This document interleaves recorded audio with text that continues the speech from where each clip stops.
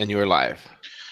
Aloha, snack bar, everyone. It's the one, the only, V, the Guerrilla Economist, coming to you live. My man CJ is working on the airwaves in the background and making sure this broadcast comes out spiffy and squeaky clean.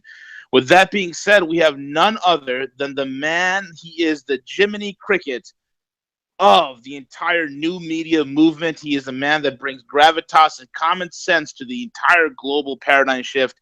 He's a man that needs no introduction whatsoever. None other than Harley Schlanger. Harley, welcome back. I'm so excited to have you back, man. So many things going on. Every week there's so many things going on. I have a feeling we're locked into that for quite a while to come. I think so too. So what's the latest, Harley? Well, the world is changing dramatically, and you really have a hard time keeping up day to day, especially if you try to keep up with the mainstream media. Yeah. Because they're the worst form of lying and propaganda I've ever seen, except we're starting to see some cracks appear. And I think that's because Trump has stayed firm, stayed tough on the key issues. And so now we're getting things like self-exposure. The New York Times reporting that there were wiretaps. The Hill reporting that Obama destroyed NASA. The Hill, which is really a piece of garbage insider rag, had a story today. Trump may turn the tables on Obama, and in fact, it's starting to look that way because, what is Obama working on? He's supposedly, according to Valerie Jarrett, he said he's got to stay in the fight to preserve his legacy. Well, what's his legacy? Obamacare? The destruction of NASA, the murder of Gaddafi, the attempt to try and destroy Syria and Ukraine and go to war with Russia, that's not much of a legacy. And the so-called economic recovery under Obama is a fraud, as you know and your listeners know. Right. So there's no legacy to protect. He's there to keep the British Empire, the Anglo-American Empire, in power, in control. Whether you want to call it the Rothschild Empire, the Mossad Empire, there's an empire, and its real headquarters is the city of London. And this empire is crashing. A report just came out over the last couple of days on what's happened with all the money that Draghi's pumped into the EU, into the banks of the European Union. Mm-hmm. And about 90% of it remained in the banks, or the banks deposited in the European Central Bank. It did not get into the economy. I think out of $1.4 trillion, less than 160 billion made it into any kind of productive investment. And Draghi, when he sold the program to the EU, said this will be a massive infusion of liquidity into the real economy. So either he doesn't know what the real economy is, or more likely he was just lying. Yeah. But I can give you an insight into what's happening in Europe, because the last few weeks I've been invited to address some groups, a financial group up in Hamburg. Then Tuesday night, I spoke before a group that included the Reserve Officers Corps of the German Army and the Wirtschaftsrat, or the Economic Council, the International Economic Council of Frankfurt. The two of them had a joint meeting. There were 100 people there, top-level people from ex-military, from business, from industry, from the academic world.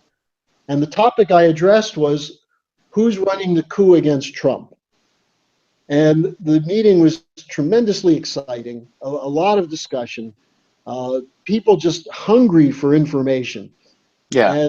And, I think this tells you something. At the end, one guy said, look, thank you so much for your insights on the United States. Now, let me ask you about Germany.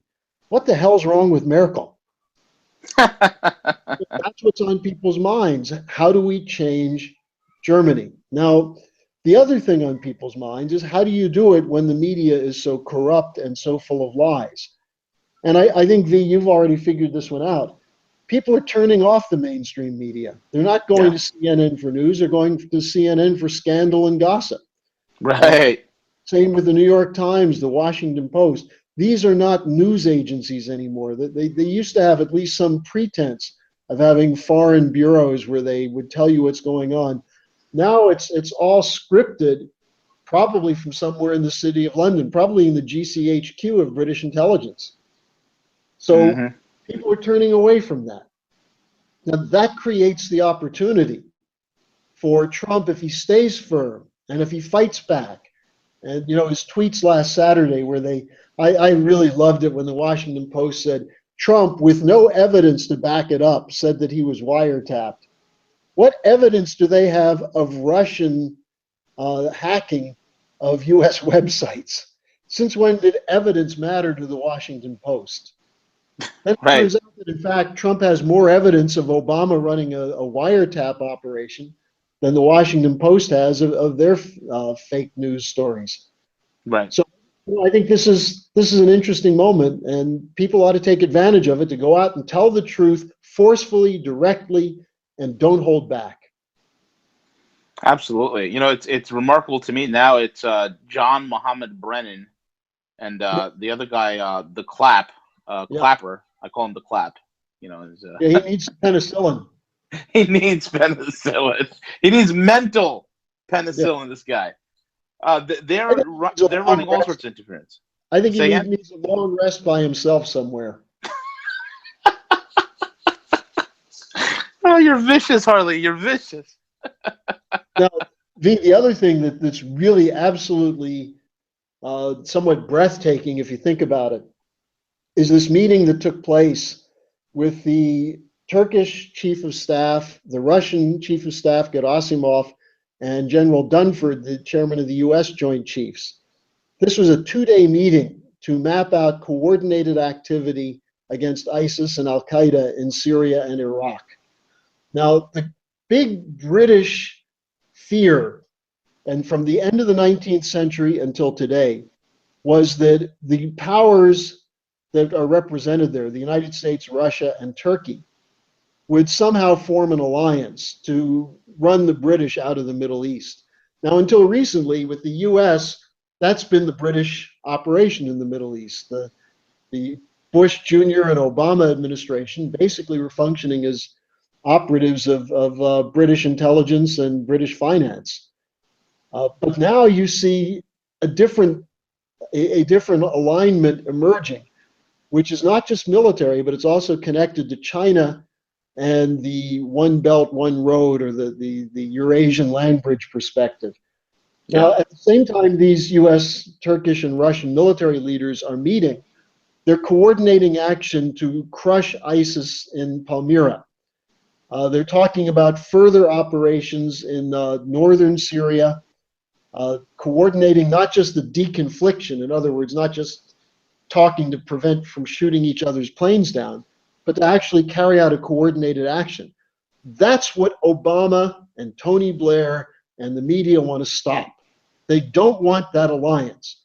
Now, then you add to that what Wang Yi, the Chinese foreign minister, said in a meeting the other day. This is after one of his top aides met with Pence, stopped in and talked with Trump. What Wang Yi said is that, look, we're seeing much better relationships emerging with the United States. There are bumps in the road, but we're seeing a transformation of US-China relations. And he said in terms of coordination on North Korea, but also coordination on trade, investment, and infrastructure. Mm. Now, this is the revolution. You put the Chinese economic giant together with the sleeping giant that Trump is trying to wake up in the United States, and then bring in, if you could bring in Europe into that. And Europe is, the old days they used to call Turkey the sick man of Europe. Right now, Europe is the sick man of Europe. The economy is in a shambles. But if you would revive it on this East-West trade perspective, not with free trade agreements, but with bilateral, multilateral agreements that pick up this question of infrastructure and investment in the physical economy, you have a completely new financial system emerging. And that's what all the huffing and puffing about Trump and the Russians is about. They don't want that. That's the end for them. Yeah. Right. Exactly correct. And all of this is coming apart drastically. I mean, isn't it amazing? It's almost as if Trump baits the media. Like he'll go out there and saying, "Oh, look what happened in Sweden," and the media, being the idiots that they are, quickly rush in where, they're like fools rushing in where angels fear to tread. They go in as they start attacking about Sweden. The next day, the riots break out. Or the weekend. The funniest example was Trump tweeting about Arnold Schwarzenegger and the media going nuts over that. Yeah, exactly. Exactly. Now, today, the deputy assistant to Trump for national security, a guy named Michael Anton, was asked, do you think all this anti-Russian stuff in the US is going to undermine Trump's attempt to improve relations with Russia? And he said, look, media pressure doesn't help in formulating Russia policy, but it's not going to stop Trump. It's going to take a little while. We've got some things to work on, but we have a plan. Now, whatever else Trump represents, there are some real principles that he seems to be following, namely this idea of no regime change wars, this idea of no confrontation with Russia, not following the directions of George Soros and his regime changers. And then, we'll see. The economy is still his weak point. He's got to go with an infrastructure plan. He's got to go with Glass-Steagall. If he does that, then you've got a situation where Wall Street will go completely crazy. Yeah. You talk about the lines of coke that will be loaded in Wall Street. It's unprecedented, the potential that exists. Yeah, I agree with that. I think also from the lines of coke to the lines, we could also probably start seeing flying bankers again, Harley. Well, or bankers in pinstripes and not the Brooks Brothers pinstripes, but exactly jumpsuits. Exactly. Yeah. No, exactly but right. I hear when I do radio and blogs in the United States, and you see the comments, and people keep saying Trump is part of the same system, you're being duped. These are people who actually are victims of their own paranoia. And I hate to say this because there are people who have actually studied things, they know some things about what you're up against, but they've concluded you can't win. And therefore, when someone comes up with a flank that's a potential winning strategy, they'll sit there going over for hours, picking it apart as to why it won't work, instead of saying, let's roll up our sleeves. And if he wants to punch the bankers in the nose, let's give him our fists. And I see this from Europe, and I look at this, and then I talk to the Europeans who are basically saying, how did Trump do this? They're in awe of what's happening in the United States. Yeah. And in the United States, you have the liberals and the John McCain Republicans, the Bush crowd, the deep state crowd. You have so-called progressives signing up for the CIA, basically, in terms of support for it. They don't know where to go or what to do. They're in disarray. Why? Because their system's collapsing. And on our side, we can't sit there and say, well, they're deliberately collapsing it because they have another plan. Well, some of them are trying to deliberately collapse it to blame it on Trump. We've got to make sure that what's done is a full-scale reorganization of the financial system. That's why what my organization is doing now is conducting a real educational in the Congress and elsewhere on LaRouche's 4 laws, on the idea that you start with Glass-Steagall, you go with a national credit policy, you emphasize infrastructure, but not just as miles of road or miles of rail, but as a transformation of a new economic platform on which everything is built. And then you focus in particular on the most advanced areas of science and technology, nuclear fusion, and also the space program. Today, Trump's designated EPA guy came out and said carbon dioxide is not the problem. Now, you know how many people are going to get their pantyhose in a bunch over that. Oh my God. Yeah, absolutely. So we're winning these fights. So instead of trying to say, well, Trump has Goldman Sachs here, he's got Soros there, of course he does. These are the people who are besieging him looking for spots, and maybe Trump is putting them in positions where he thinks he can pin them down. I don't know for sure. Right. I'm worried about people like Mnuchin. I don't think he's a good guy. On the other hand, the overall direction is what people wanted when they voted against Hillary. Peace, potential for economic development, No more free trade agreements that benefit a small group of corporate cartels. We're starting to see these things come into place. The repeal of Dodd-Frank, the possible repeal of Obamacare. These are moves in a direction that people wanted. That's why they voted against Hillary. So instead of looking at the dark side and saying, well, Trump hasn't done everything he said he would do yet. Well, you know, if it were my choice, maybe Trump wouldn't be the person who would be president. But he is the president. And he's got some ideas that reflect these deeper principles of self-government. So I think we really have to get behind it and make sure we're educating people as to what the real principles are behind the physical economy. Absolutely correct, and I think it's that's what they're terrified, because the physical economy, there has to be a great deal of evidence of what they produce, of what you create, whereas the paper economy that we're currently in, it's all bubbles. It's all bubbles, and all those people. It's bubbles, and it's not transparent in the least. The people who are buying and selling these financial instruments don't know what's in them, don't know what the real value is. They don't know how to value them. And this is where, with physical economy, you're looking at tons of steel, you're looking at miles or kilometers of road, you're looking at jobs where people are actually getting paid something. These are things which are tangible. And from that, you come up with a new measure of wealth that's not monetary, but actually physical. Are we creating a new platform for the workers of the future, for the employees and the scientists and the people who are going to create wealth in the future? This is measurable. And this is something that's not measurable from a monetary standpoint, because money, you can place a money value on anything, and if you find someone who will pay for it, like a Goldman Sachs banker, then they claim it's new wealth. Yeah, exactly correct. Exactly correct. What do you see transpiring in the next couple of days, Harley, the next few weeks, as it looks like Trump is really gaining momentum? I mean, he recently had a whole, he was schmoozing Congress. They came over for bowling and meeting with them. It was a very lighthearted. Congress was amazed that he didn't treat them like Obama was treating Congress, which is usually with typically a cold shoulder.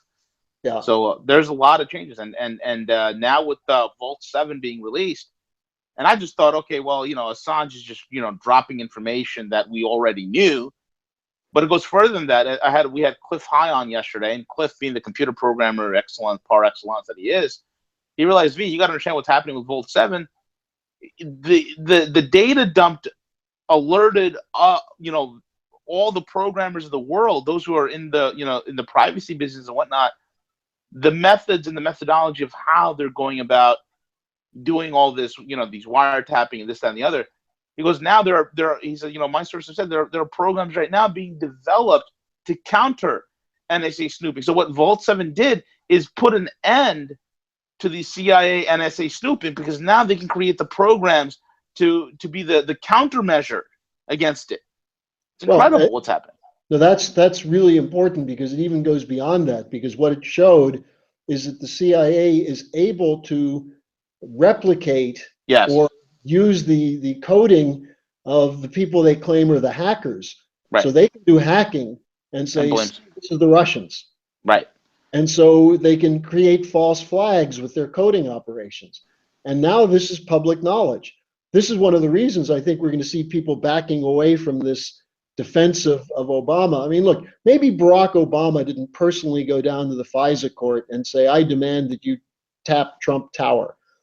Trump may have gotten some of the details wrong, but the principle is right. Look, we see this. How were they getting the information on what Flynn was talking about? Anytime there's a discussion in the White House, within an hour, it's on the New York Times or CNN. Correct. Now, then the other thing that the New York Times reported, which I think is extremely important and most people missed, is that the Obama administration was passing out classified information.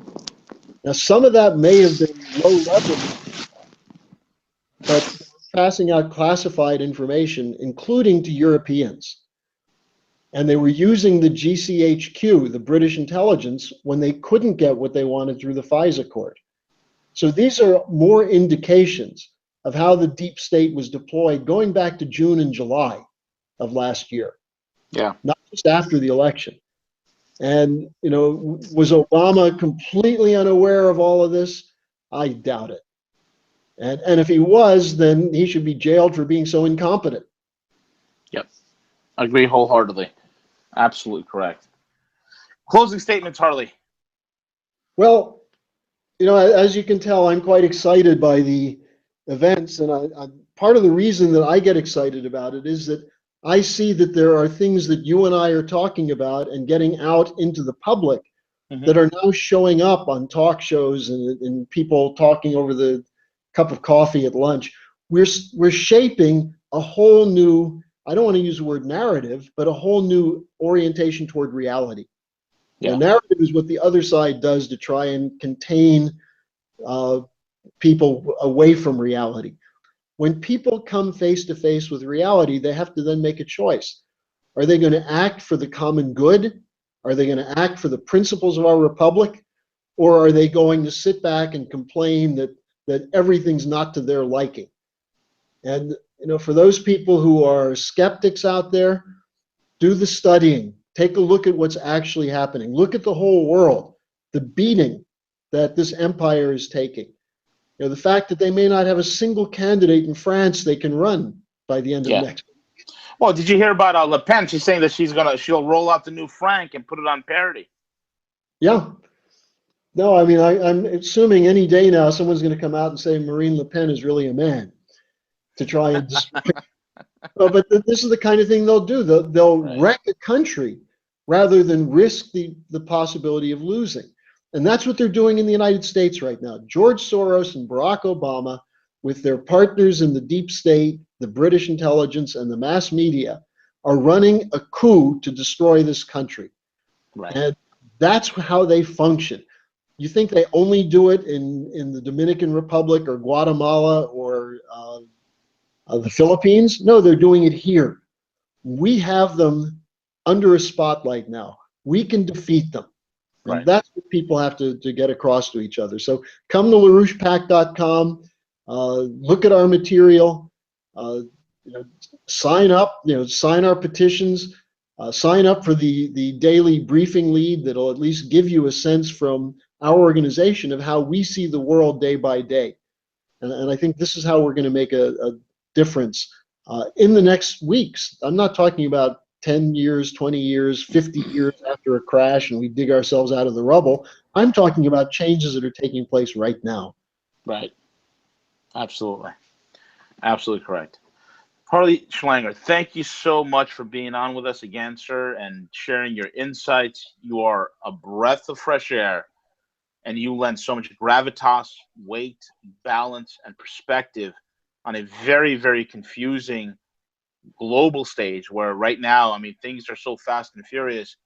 That's very easy for many people to lose focus and be disheartened to what is happening. But thank you again for lending your perspectives. I find it absolutely invaluable. With that being said, guys, again, check out Harley's work at LaRouchePAC.com. And also whenever Harley gets us articles, we also post them on RogueMoney.net. And with that being said, again, thank you all for listening in, and hit the subscribe button. So when Harley's on again, and make sure you hit that notification bell. This way you are alerted to the program and you can tune in and listen in. And if you missed this broadcast, it is available immediately after this program is over. So it's up for listening. With that being said, CJ, thank you for running this broadcast and making sure that everything runs smoothly. You can take us away now, buddy.